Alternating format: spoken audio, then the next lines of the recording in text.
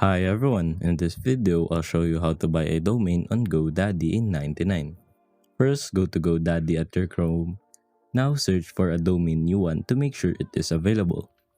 Like this one, the one I search up is not available.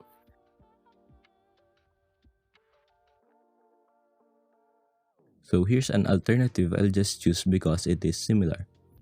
Click on make it yours. Now continue.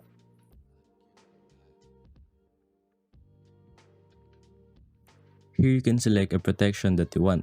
You can select no protection if you want. Continue to cart.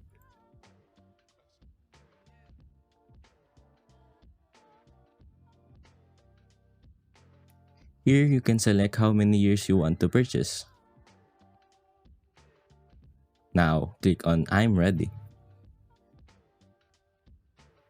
Now create an account. You can use Gmail if you want. After that, select a way to pay it, and that's it.